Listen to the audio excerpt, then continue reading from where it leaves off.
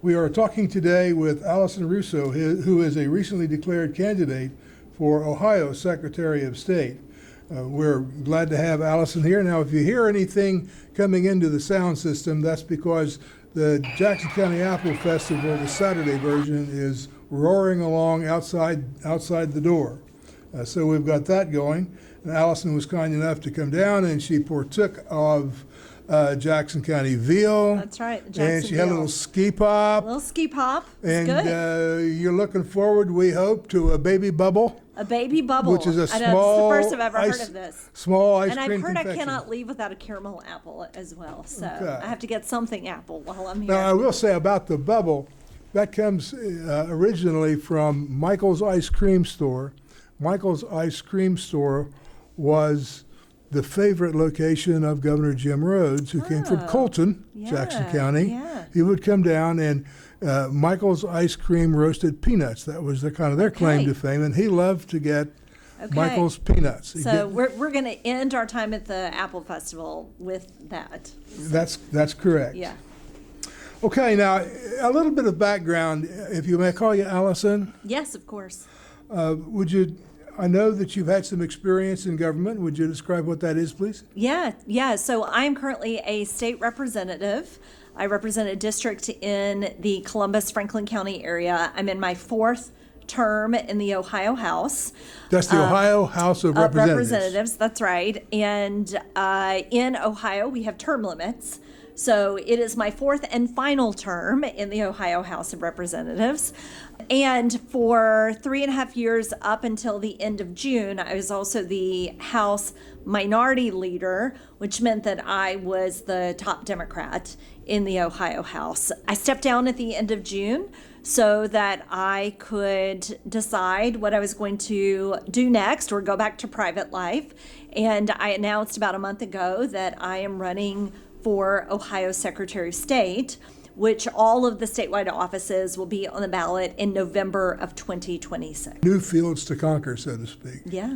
You also, as I recall, Aggie and I have been involved in this, served on the redistricting Yep. commission. I'm going to have Yeah. a question about that a little bit Yeah, later sure, on. sure. So you're running for state office, Secretary of State. What does a Secretary of State do? It's a great question, and it's actually the most common question I get asked. So, in its simplest form, the Secretary of State's most important role is to administer all elections in this state. So, every single county has a board of elections. So when you go, you maybe vote early, you turn in your mail-in ballot, et cetera. That goes through your county board of elections, but they have to report up to and follow the directives of the Ohio Secretary of State. So the Ohio Secretary of State has to make sure that those elections are administered, they follow state law, they follow federal law, and manage really all 88 county elections. And it's just absolutely obvious how important that office is going to be in the next several years. Yeah, it is an extremely important office. The Secretary of State has a lot of power that has been bestowed to the office by state law and by the legislature. So it has a large role to play in, many of the directives carried out about our elections. So for example, where you can put a ballot drop box at a board of elections, how long the shift has to be for election workers, when there are tie breaks for who does or does not qualify to be on the ballot, the Secretary of State, that often comes down to that position. Or what we learned last year is, what does the final ballot language look like? If you have something like a ballot initiative that is on the ballot, what does that language look like? That goes in front of what's called the Board of Elections, the ballot board, and the Secretary of State is the final vote on the ballot board. So, and extremely important. If people don't understand the ballot language, they tend to vote no. Correct. If it's not That is clear and correct. concise. That is correct. And so what happened with issue 1 last year, the November of 2024 issue 1, because we've had several, was there was manipulation of that ballot language to make it confusing. And those aren't my words. That is something that the Secretary of State and the Republican Party chair they have now said they used that strategy and it was very effective to confuse voters. And when voters are confused, especially on ballot initiatives, they vote no. Yeah, that was a remarkable thing for them to say, wasn't it? It is remarkable, but I think it shows where we are. I think with voting, it shows how this office in particular, this statewide office, which has an extreme amount of power, how it has been so highly politicized to maintain power by the party that is in control and to manipulate the outcomes of elections. And that is a very frightening place.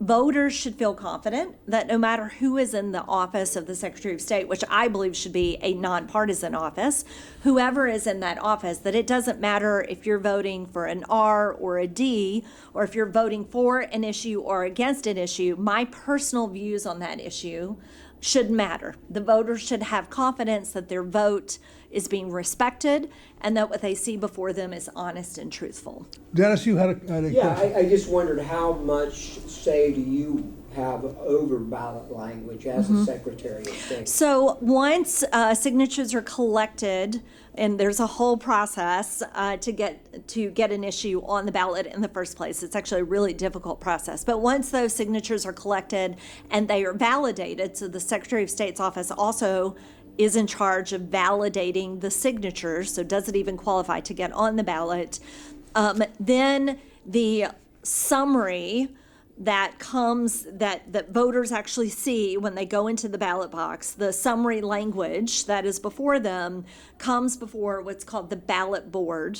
And the ballot board has members from the majority party, members from the minority party in equal numbers, but then the Secretary of State is the tie-breaking person.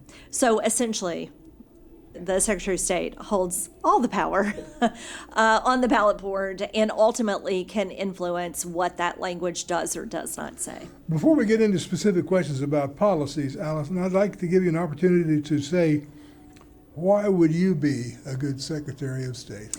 Well, for me, I have a history of, number one, being pro-voter. During my tenure in the legislature, in fighting for voters' voices, the rights of voters, protecting the ability of voters to go directly to the ballot if they feel like the legislature has been non-responsive. I have a very strong history. I fought back against that August special election where they tried to raise the threshold to 60% and take away the people's power. But also, it's the experience. My experience in the legislature makes me able to, on day one, know exactly what we're facing and know the team that needs to be around us, because my priority first and foremost is to make sure that the voters have the final say, that we are pro-voter, that we're putting power back where it belongs, and that is with the people. Okay. I think you probably know more about gerrymandering than anybody else in Ohio in light of your experience, especially on the redistricting commission. What is going to happen to redistricting in Ohio? Yeah, it's a great question. So what we've seen in other states, Texas, for example, California, Missouri, we anticipate maybe some action in Indiana, is a lot of state legislatures going back and doing what's called mid-decade redistricting. That is very abnormal. So typically we only do redistricting, and that means that you're drawing the lines for both the congressional lines and the state legislative lines once every decade. We do that at the beginning of the decade based on the census data. And what we see, because of, I think, the lack of popularity of policies that are being passed out of Washington, we have President Trump, who is scared about his potential of losing congressional seats in the midterms coming up in 2026. Trump telling Republican-led states that I want you to go back and redo your congressional districts and basically find me some seats so that I don't lose control of Congress. What's going on here is that it makes a lot of difference how the district is drawn, where Correct. the boundaries are, because you That's can right. include or exclude Yep. voters likely to vote R Yep. or likely to vote That's D. right. That's right. And in fairness, we see this manipulation of the lines in both Republican held states and Democratic held states. New York And is notorious. That's right. And typically, we see this happening in places that have what are called super majorities. So it's not they have just a simple majority in the legislature. They have what is called a super majority, usually more than a 2/3 control of power. And so they can do it unchecked. And so we've seen that happen in Texas. They picked up 5 seats. California is now trying to basically neutralize by drawing 5 seats that are more favorable to Democrats. And then we see Missouri, something passed last week or week before last, in Indiana. In Ohio, we also will have to do mid-decade redistricting, but for a different reason. We are always going to have to do this because our requirements in the state constitution require a bipartisan vote for the map. And because in 2021, and again, when we were told by the courts to redraw these in 2022 for the congressional maps, there was never bipartisan agreement on those maps. Those maps were only in effect for 2 years. And so we were always going to have to come back in 2025 and redraw the maps. Unfortunately, now what we see and what we saw play out when I was on the redistricting commission is a complete disregard for the requirements in the Constitution to not unduly favor one party over another. And so what we anticipate is going to happen is more rigging of the congressional map, more cheating in the map, and probably attempts to try to pick up even more seats for Republicans. If we had a fair map in the state of Ohio and actually drew it the way that is proportional to our voting patterns, which is a requirement of the Constitution, we would have an 8-7 split, 8 that favored Republicans, 7 that favored Democrats. What we have now is, I would say it's a 10-5 split, but 3 of those seats, of the 5, 3 of the 5 for Democrats are toss-up seats. So they're not, they now are held by Democrats, but they could just as easily be held by Republicans. We anticipate the redraw, because Trump has said, find me more Republican seats, that the Republicans during this mid-decade redistricting process that, we're supposed to have something out of the legislature by the end of this month, we're going to see even more rigging, more cheating of the map than what we already have. Yeah, I think the biggest thing here is lack of accountability, because the voters, all they have is their vote. And if their vote doesn't count, and if someone knows they're automatically going to be elected to office, they do not feel accountable to That's voters. right. That's right. And so we see, and to that point, because we're now in our going into our 3rd decade of this very highly gerrymandered maps, both the state legislative maps and the congressional maps, is you have many people in elected office who do not feel accountable. And so it is no surprise that during this time period, we have also had large public corruption scandals that have happened. The largest public corruption scandal in our state's history happened in 2019 when Larry Householder was indicted for bribery and is now in federal prison. And you will see more and more of that because you have this lack of accountability.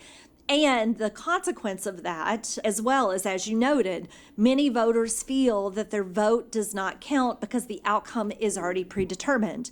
So then you end up with policies, whether in the State House or in Congress, that do not actually match the state of Ohio or your region. And so this is where direct democracy and our ability as voters to go directly to the ballot for these ballot initiatives is also so important and so powerful. It's because when the legislature does not respond and it becomes out of touch, or elected members of Congress, we can go directly, as Ohioans, we can go directly to the ballot, collect signatures, and vote on issues. And it's how we got, reproductive rights enshrined in the Constitution. It's how we push back on that 60% threshold, because they wanted to take that power away from us and make it harder. And there was pushback on that. It's how we got adult use cannabis.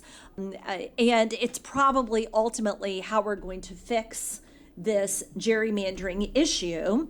And, all of these problems we see now with also additional efforts to diminish the ability of people to exercise their right to vote. Another thing, one last thing I want to bring up is that gerrymandering, when the primaries become the only important election, it drives things politically extreme left or extreme right. That's right. There's a tendency That's to right. do that. Yeah, it creates bad policy, because you're exactly right. And I deal with this every single day in the legislature.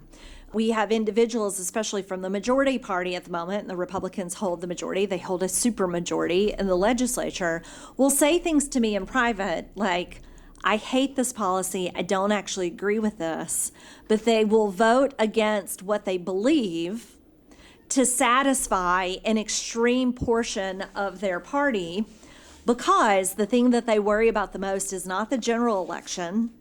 It is winning a primary election and basically being outflanked by someone who is even more extreme. Okay, I've got a few other questions here that, while not directly bearing on the office of Secretary of State, as the previous questions have, are of great interest to our local folks. The first one would be, should the real estate tax be reformed, and if so, how? Yeah, so, and we talk about that as a property tax or the real estate tax. Without a doubt, this is probably the number one issue that all of us, Republicans, Democrats, rural, urban, suburban, we all hear about from our constituents.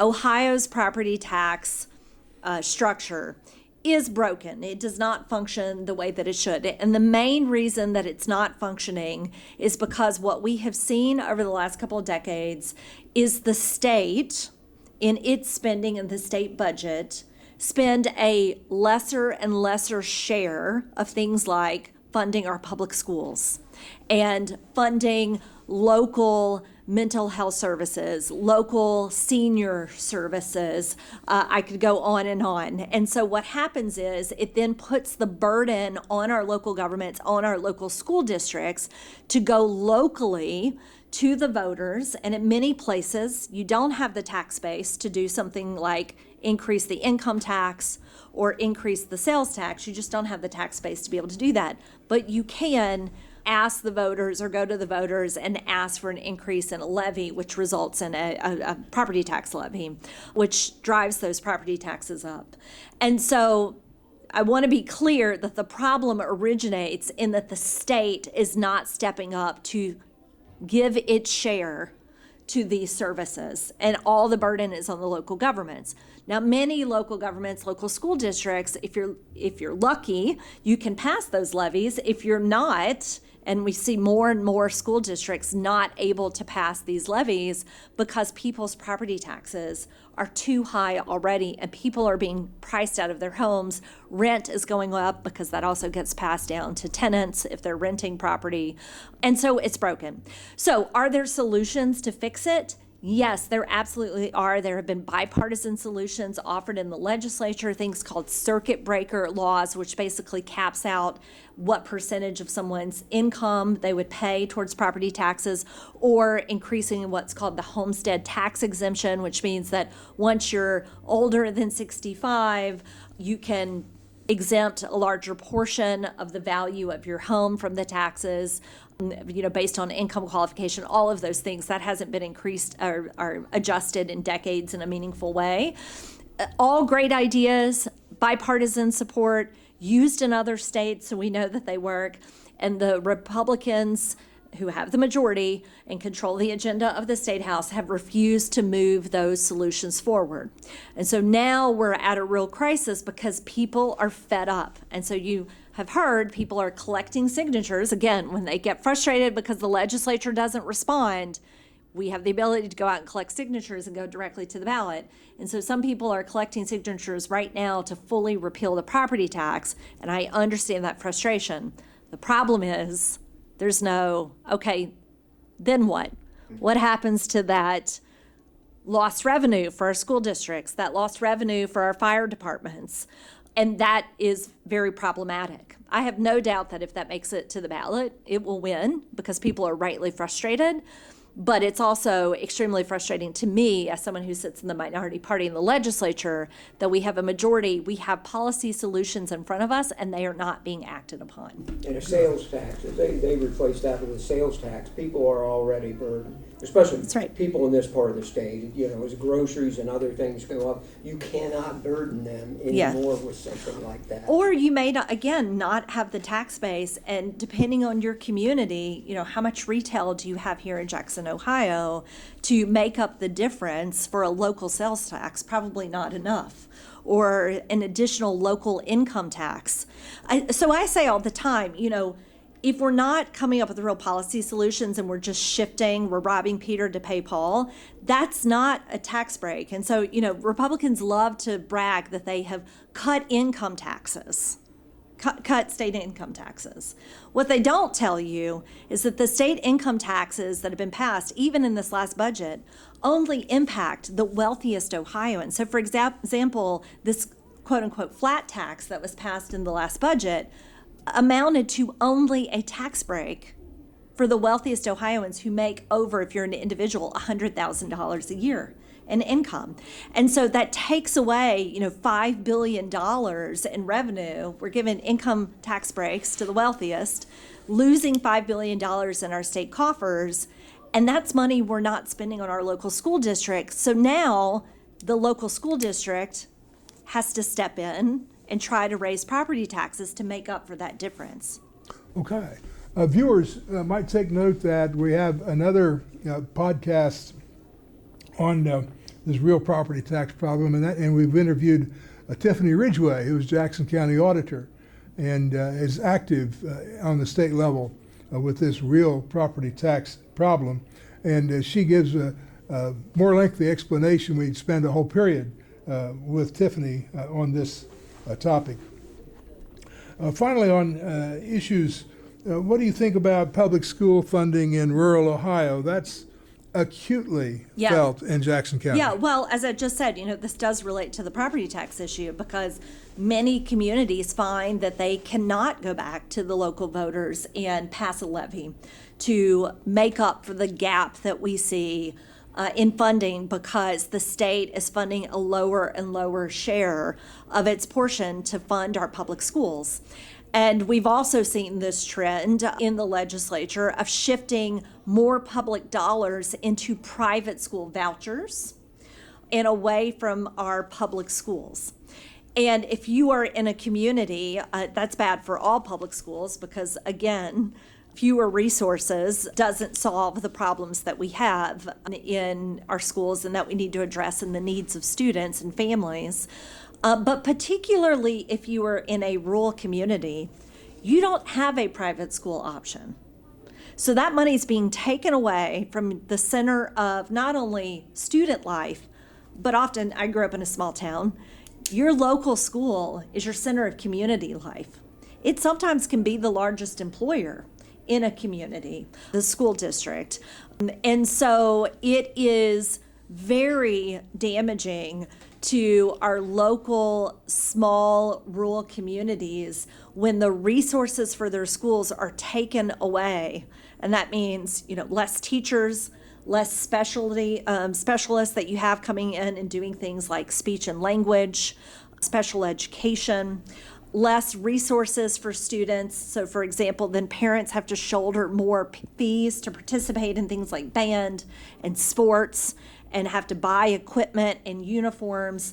And all of this, you know, when families are being squeezed from everywhere, higher utility bills, higher property taxes, higher grocery bills, and now they have to pay all this extra money just for their kids to have the resources that they need to learn well and do well in school.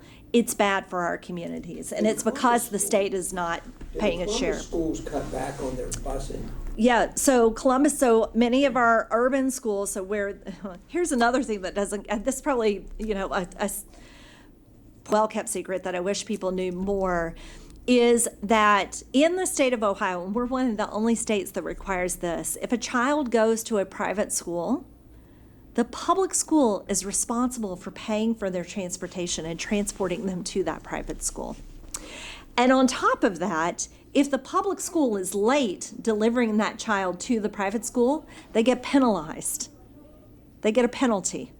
And so school districts like Columbus City Schools, which operate and transport more people, by the way, than our public transportation system, so they're basically running another full transportation system, they have penalties and fees.